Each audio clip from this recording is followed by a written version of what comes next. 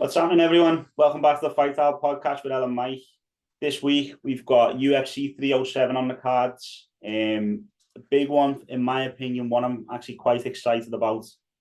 Just before we dive into all that, if you can remember to like, comment, subscribe, let us know your thoughts on obviously what we're doing. You know the score now. We're going to be giving our predictions, talking through some of the fights, getting a little bet together potentially, and going from there. So we'll start at the main event, Mike. I'll give you the floor to kind of preface it. We've got Pereira against Rountree. There you go, mate. Off you go. Thank you. Yeah, I'm really excited for the card. As we were saying before we recorded, we've had a little break, both of us being away, so it feels like there's been a bit of a hiatus from the UFC, even though there was a card this weekend. Although not a massive card, so I'm excited for this one. The main fight for me, I think, will be a very exciting fight, and I think I'll leave it with an exciting fight. I don't think it'll be a massively competitive fight. I think it'll be exciting because all of Potan's fights seem to be exciting. In my mind, I think this fight will kind of play out in the way that the rankings would suggest, in that I think Potan will just have too much for Khalil. What's your thoughts? Yeah, so with the rankings, the rankings kind of make the fight interesting for me, and also don't. So what I mean by it is, obviously, Khalil's number 8, and the top contenders in the division should be fighting for the title and could afford for the title. For whatever reason, the UFC has decided to go down this route and do champion versus number 8. Now, I'd like to think there's a method in the madness there, and the UFC have seen something, or they know that this matchup is actually quite a tough matchup for Pereira, which, I don't know if they kind of do that, but it's what kind of makes it interesting for me. And, if Khalil catches him, he can put him in trouble. We were talking just before, I can't remember if it was Israel Adesanya or someone talking about Israel Adesanya, and he was saying if Khalil comes out, fights the way Adesanya does, and kind of, puts Pereira in the pocket and does hurt him, he could very well put him away, because Izzy did, and you'd argue that Khalil is a lot more powerful than Izzy in terms of one-punch power. Now, I like that sort of viewpoint, I like that analogy, but everything in me just says that Pereira is going to roll him and dominate it. Yeah, I'm glad you just touched on that. Now, I haven't seen that Israel Adesanya interview, but I was making a few notes about this fight before the show, and I just kind of touched on a similar sort of idea, where there's like a sort of, it's for me, the blueprint. Izzy laid out the blueprint to beat Potan, and it was in the second fight. It's kind of measured aggression. Now, I don't know if Khalil necessarily has that in him. I think he'll either be aggressive, like we've seen in certain fights, or measured. And I think either of them will be too much of one. I think if he comes in too aggressive, he gets put out. And if he comes in too measured, Potan will just start timing him and end up getting to him. So I just don't know if Khalil sort of has that middle ground in him. But we'll find out Saturday night. Yeah. I like the point, definitely. And I think you've also got to consider strength of schedule. Like, Pereira's been fighting everyone at the top of the division. Khalil hasn't. He's on a decent win streak. His last win, with all due respect, was against Lionheart, who I love him, but he's not, you're not talking top 5 in that division at all. You're not even talking close to it. Yeah. And Khalil made it look like that as well, by the way. Khalil isn't top 5, but he really did make light of him, to be fair. Yeah. So there is a part of me that is like, he's definitely got the power to shut lights out. It makes it a little bit interesting. Styles make fights. He's got a nasty left hand, stuff like that. But I just think Pereira is going to have too much for him. He is going to dominate it. And I watched did you watch the Tom Aspinall Fight Lab breakdown by any chance on Pereira? No, I haven't watched that yet. It's brilliant. So he basically talks through the 3 things he's got, which is a jab to the body, the lower leg kick, or the calf kick, should we say, and obviously the big left hook. Yeah. The way that Tom breaks it down, obviously you break it down from a fighter's point of view. So he talks to you like, well, when you jab to the body, it sets up for this, and your opponent's thinking that every time you're going to jab to the body, then all of a sudden you come up high, which is what he done against Strickland. Yeah. And I just think it's going to be business as usual, and that same thing is going to happen again. He's going to be zapping Khalil to the body, trying to sort of break down his energy. Khalil's obviously going to be thinking about that. There'll be some lower leg kick, calf kicks, all that sort of stuff going in there as well. And then Khalil's going to come up high with the left hand again. Yeah, well, I didn't want to chime in and interrupt you there, as you made two very, very good points. So just like to give my take on the 2 things you just said as well, because I think they were really, really pertinent points. I think Obviously, you spoke about the left hook and how devastating that left hook is, but we've not really seen that against the southpaw. So I'd like to see how that stands up against Khalil and see how he times that and how he measures it when Khalil's coming in. But I don't get me wrong, I haven't watched all of Pereira's kickboxing fights, so I'm sure he's negotiated the southpaw before and landed a couple of heavy left hooks. And then the second point, which you made a little bit earlier on, which is a really pertinent point, was the strength of schedule of Pereira. And you've seen it as sort of, they've given him a tough fight at rank 8. Now, I don't know, I kind of see that the other way, and they kind of rewarding him for his recent, like, sort of step-ups, late step-ups, and they're rewarding him with a bit of an easier fight. That's kind of how I see this one. And then my other thought on that is, even though he's only sort of been a light heavyweight for a handful of fights, he's beaten 3 of the top 5, hasn't he, at the weight, and the other 2 in the top 5 are fighting each other. So I don't know what they really could have done other than go outside the top 5. Now, I've chimed on about giving him the Ankalaev fight and really testing him and letting his star grow. But obviously, if he's matched up with somebody else, what are they supposed to do? Yeah, but they matched them up when he could have matched them up with Pereira, didn't he? Was the kind of point we were making on the previous video. And I won't disagree with you with the reward, by the way, but I don't see it as a reward as an easy fight. I see it as a reward of the giving him a striking match. They're not giving him a tough wrestler right now or a grapple heavy style. They're giving him what's going to be a striking match. Now, Khalil could come and shock everyone because I've seen his coach on the embedded saying, oh yeah, you may as well put a wrestling suit on them. We're going to just shoot double both of us all fight. And obviously he was completely tongue in cheek, but he could be playing checkers as well. Everyone's playing chess and he's been drilling takedowns like mad. And he is going to try and take him. You never know what they're going to do about it. But I think it's going to be a striking match. And I do agree with the reward, but I don't see it as an easy fight reward. I kind of see it as a striking match reward. With that being said, like I've said before, I do think Pereira's going to win quite comfy. Yeah, I agree with you, and I suppose I didn't sort of mean an easy fight in terms of he'll just bowl him over. I just, as you say, it's a good stylistic matchup. Yeah, it's a nice one for him, innit? Yeah, what he wants really. Okay, so moving on to the co-main then, we've got Raquel Pennington against Juliana Pena. Obviously, there's a big layoff for Pena. Yeah, and it doesn't take a brainiac to realise that I don't like big layoffs when it comes to my picks. I also like who Pennington has lost to, as mad as that sounds. She's lost the top of the food chain. She has looked good. Obviously, she's the champion. You make the point quite often of when you become a champion, you get that extra 10-15% or whatever that is. So for this one, I'm going Pennington. I haven't really got a method, to be honest. I'm kind of torn on how it goes, but I'm definitely going Pennington. Okay. I like that. I like the way you've used my words against me. So now I look like an idiot when I disagree. I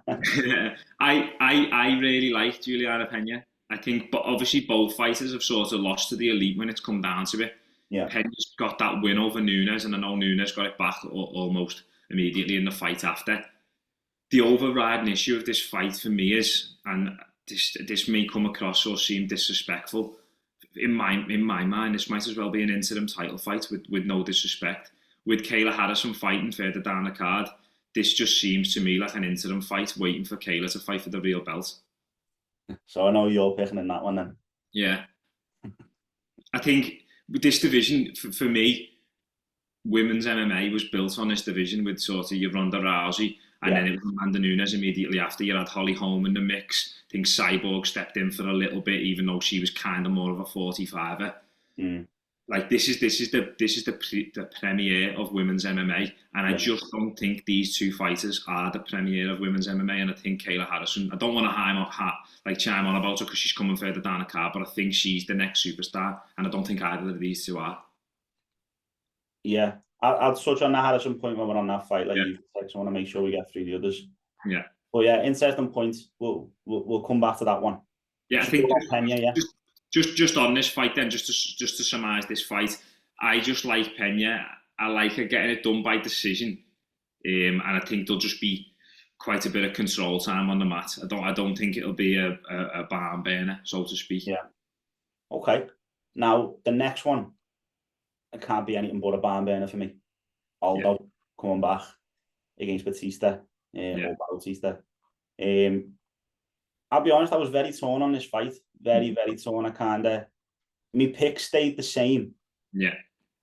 And there's a bit of sentiment in this that gives away what the pick is.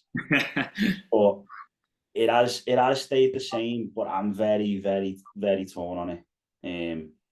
I just think the crafty old dog, Jose Aldo, I'm a bit of a romantic, Mike. He retired here last time after he got beat by Marab. And there's a part of me that says he comes now to right it, and he has a little go, he dips his toe. I think that's what he's doing right now. He's dipping his toe back in the water to see. I've seen him do an interview this week. He said, I'm doing anything that gets me closer to a title shot. I don't know if that's true right now. I think if he wins this fight, then yeah, it will be, and he's going to have one last run. But I think he knows that this is quite a big test for him, because I really do like who he's fighting, and I think he's very good. Yeah, mate, I couldn't agree with you more. It's from what you've said there. I think you could basically talk this fight up for me. You've said all the same things. This was a genuine 50-50 for me, sort of a heart versus head one. And it seems like we have one of these on every card. Yeah. And I always tend to go with me heart and sort of me like a throwback. I love the Tony fight a few weeks ago. I always tend to go with me heart, but in this one I'm going for Bautista. Okay, I won't argue with you. I liked his win against Kelleher. He's on a good run. Yeah. He looked very good. He looks the part as well, which I know that doesn't equate to fighting, but just as a an image, he definitely does look the part.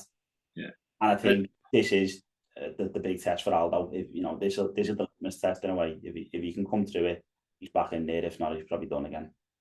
Yeah, I think there'd be plenty of fighters at Aldo's age and what he's done in his career who would either one, retire, or two, be happy to just sort of get in there and fight. But it's clear Aldo's trying to fight his way up the rankings. Yeah. And you've got to commend him for that. And nobody wants to see Aldo roll back the years. And I think he's still potentially capable of it. I just think it's a bad matchup for him to do so. And I think Bautista is headed right for the top. Yeah. Now, it might be a bit of a rogue point, but I think the fact that this fight's in Salt Lake City might play a part. I'd give Aldo a better chance, maybe if it was somewhere else. But I just think the fresher fighter will come through that a little bit better. So what are you saying by fresher there, Aldo? Because Aldo's had so many fights, so many miles on the clock. There is another way you can look at it though. How active he's been. He's had boxing fights, he's had grappling matches, and he's still been fighting good levels as well. Yeah, I do know what you're saying. As I say, it's a 50-50, and you're not going to get any argument from me on any of your points about Jose Aldo, mate. I would rather Jose Aldo wins this fight. I want to give the pick that my head genuinely goes towards, and when I say it's a 50-50, it was just maybe a 55-45. Okay. So I've got Pereira, you've got Pereira, I've got Pennington, you've got Pena, I've got Aldo, you've got Bautista. So we're very split here. The next one, Harrison Vieira. Yeah. Obviously, you've just talked about Kayla there. I'm not going to give my pick. I'm just going to talk to you about my thought process of it. Okay. So, in my opinion, the odds are closer than what I imagine they are. I haven't looked at any odds, but I'm going to say that Kayla Harrison's very short. Can I just make a prediction before you go? Go on. You're going to chime on about Caitlin Vieira for 5 minutes, and then you're going to say Kayla Harrison's going to win. But you go on. I think the odds are closer than what I imagine they are. Like I said, I haven't looked, but I'm going to imagine Kayla's very short. Yeah. I think Kayla Harrison has been destined for the UFC and the top of the UFC for years, and they've been trying to get her here. And now she's here, she's got a good win. But this is a big test for her, She's fighting someone who's got good wins against who's who in the division. Now, I was very close to going Vieira, so you're kind of right what you've just said. The thing that tore me was she lost to Raquel Pennington. And I thought if Kayla Harrison fights Raquel Pennington, she doesn't lose. And I know styles make fights. It's not, 1 + 1 doesn't equal 2 in the UFC.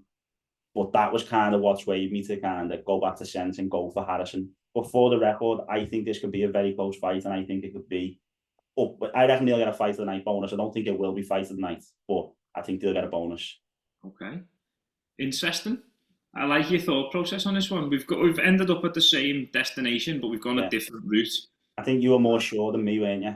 My thought process on this fight is it won't look like rank 2 versus rank 3.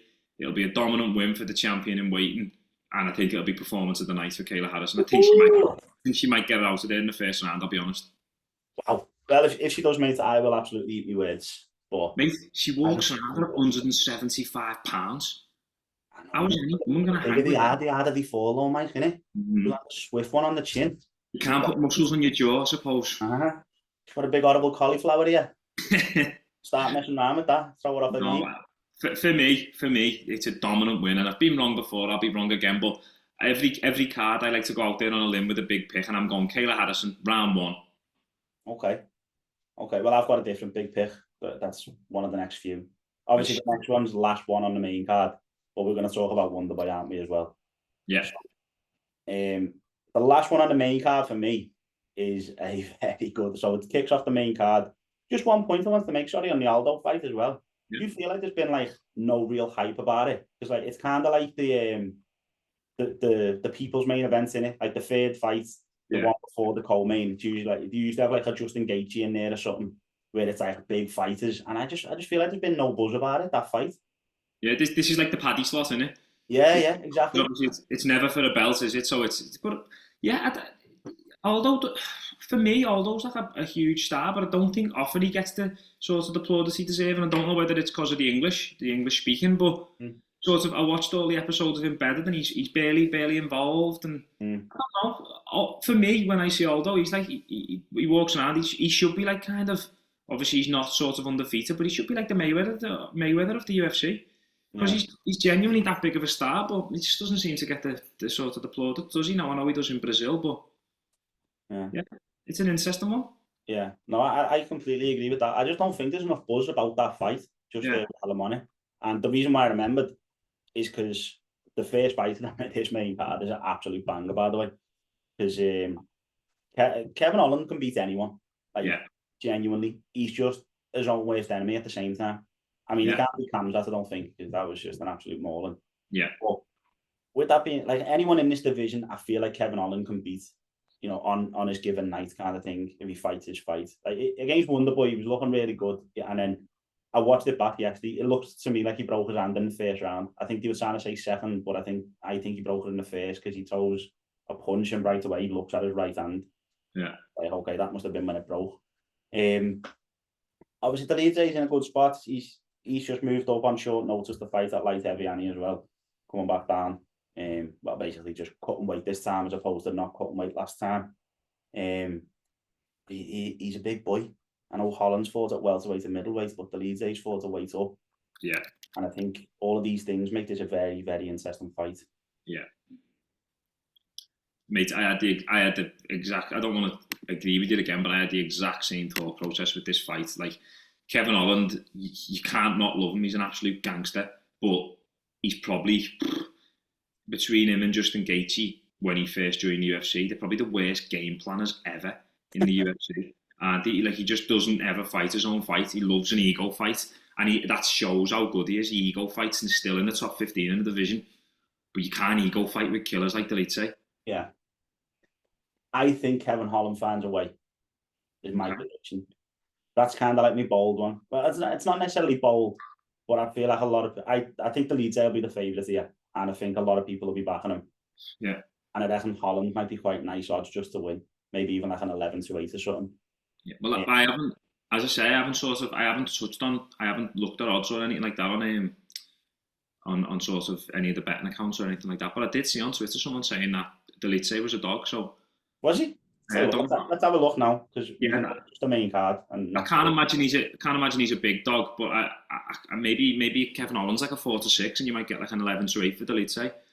But while you're running that up there, I'll just say I think Delite it's going to be a bit of a mad point for me. I'm enjoying these today, but I think Delite is just part of this sort of Georgian contingent of fighters, and I just think winning breeds winning. And I just, with everything that's going on there at the moment, I can just see him getting it done. Okay, so we're very, very split on this card. Then I like it. Yeah. For the record, the lead's age 5-4, Kevin Holland's 8-13. Yeah. So whoever seen that on Twitter, he was right. I would not have expected that. I didn't either. I would have positioned the odds the other way around. Similar price, but the other way around.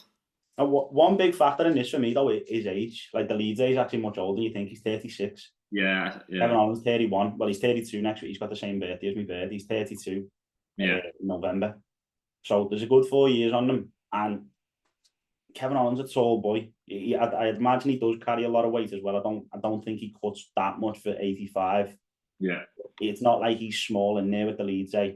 Yeah. He is younger. He's not necessarily fresher because he's had more fights. But again, he's got more experience at a younger age. And that's kind of why I'm going as well. I just think he finds a way to do it.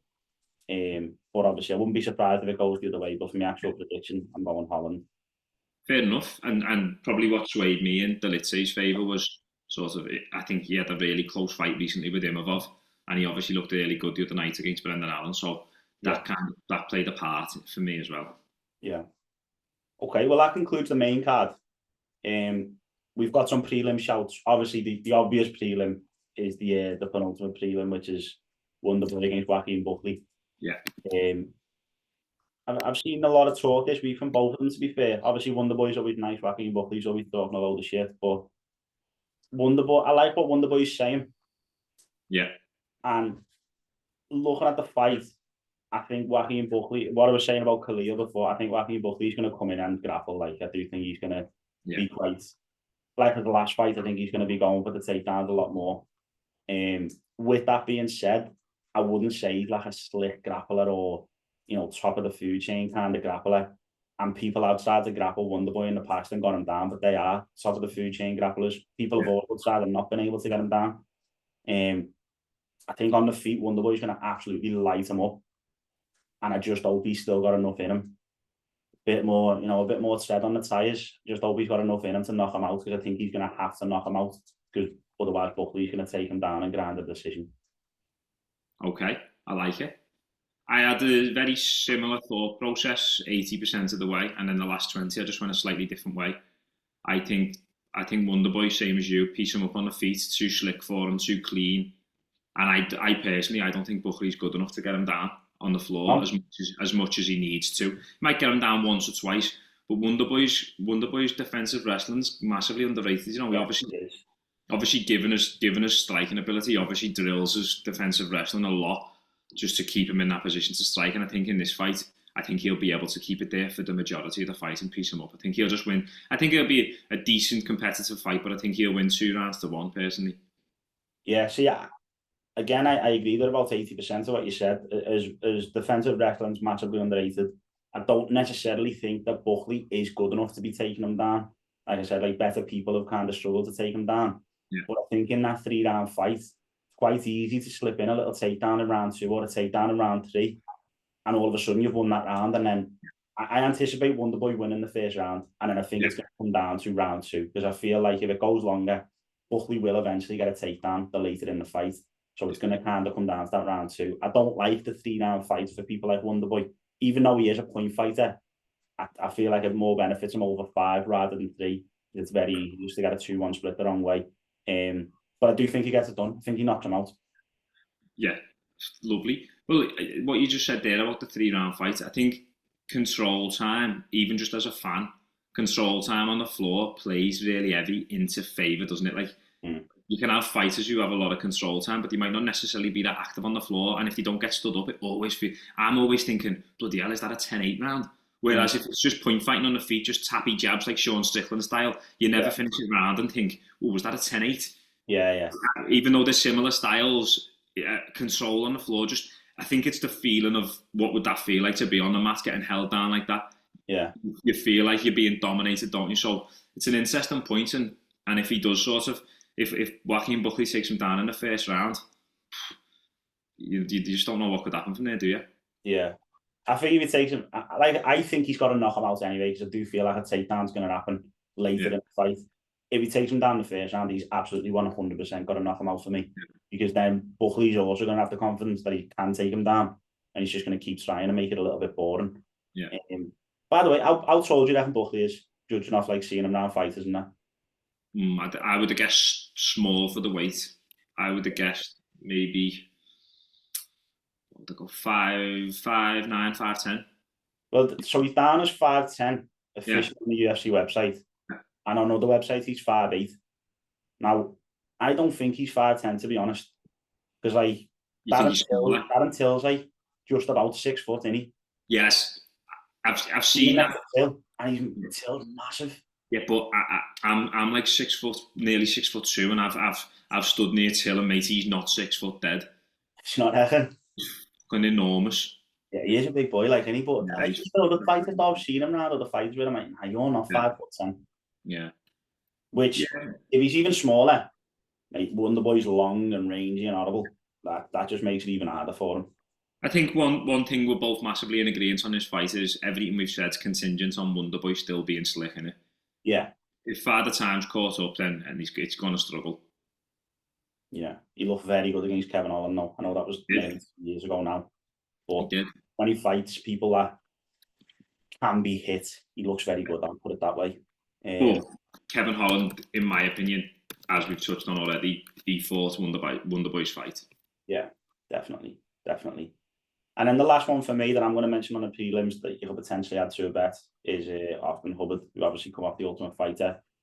He's fighting Alex Hernandez, who I haven't really been a fan of since he fought Cowboy, to be honest. I thought he was really good on the come up, and then he seems to have just hit a rough patch since that Cowboy fight when he got pieced up. I'm going to go Osman Hubbard. Got a little soft spot for him because I liked him on the Ultimate Fighter. Thought he come across dead well. So I hope he wins. I'll be honest, I've got no idea who the favourite to be in that fight. In fact, I'll check the odds now. We've done them, aren't we? So I'll have a look. I personally haven't got loads to say on that fight. If you thought I didn't sort of make any notes or make a plan for that fight, but if you forced me to pick gun to my head, I would go Hubbard as well. Yeah, Hubbard is 11-8 dog. Oh, really? Yeah, that's probably coming down to strength of schedule, though, isn't it? Because Alex Hernandez has been in the UFC for a long time. Yeah. As you say, when Alex Hernandez before he fought Cowboy, I was like, this could be the next killer. He looks good. He talked good, and then it just after that fight, I think before he fought Cowboy, had he beat someone really good? He was coming off a good win, wasn't he? He beat someone who that wins age brilliantly, but he's never got another one of them. Yeah. Can't remember who it was. It's someone who's in the top 10. He's beat a top 10 lightweight, definitely. I don't remember who it was. Well, now I'm just looking at the odds, Mike. Kayla Harrison's 1-9. Is she? Yeah. She might as well be 1 to 1,000, mate. You may as well not. There's no point in doing it. You know what I mean? Unless let's see what the finish. Even the finish is going to be less than evens, isn't it? So what's a stoppage in the first round? Mike's tips. Kayla Harrison round 1 is 3-1. Is it? So yeah. That's your money maker. Kayla Harrison round 1. By sub. Just stoppage in round 1. I think it could be either way. So round 1 is 3-1. Yeah. Submission, just in general, is 3-1. TKO/KO is 9-4. Decision is evens. Okay. Well, decision evens, you might as well put that in the bin. It's not going there. It's not going to decision, mate. It's not going to decision. Let's see what Wonderboy KO is. Wonderboy KO is 11-2, you know. Is it? You're fancying an outsider with little picks, aren't you? Little methods. Yeah, little dabble. I will be having a look. But yeah, that concludes the card for me. Was there any other prelims you wanted to talk about? No, happy we've covered everything I wanted to cover. I don't like going too deep into the prelims because we'll be harping on for about 3 hours, won't we? So yeah. I mean, it's an exciting card. Last time, the altitude messed up a lot of people. Even Luke Rojo looked dead against Paulo Costa. He was just zapped after a round, as well as the fact he just broke his nose. Like, obviously, Leon looked dead, come back from nowhere. Other fighters on the card said how much they struggled. Yeah. So it'll definitely be an interesting one again because of that. And then the main card, like we said, is a very good main card. To be fair, the prelims, a little bit of a miss for me. Couple of good fights on there. Wonderboy and Buckley, headlining the prelims is definitely an excellent fight. Yeah. This was the card that was meant to have Aldo against what's his face on winning. Movsar, yeah. And if that was in the mix with this, like, it'd be an absolutely unreal card. Yeah. Obviously, it wasn't meant to be. So, yeah, that concludes this episode then. Obviously, thanks everyone for listening. Let us know what you think in the comments below. Rip us to bits if you don't agree. Let us know if you do agree. And don't forget to like and subscribe.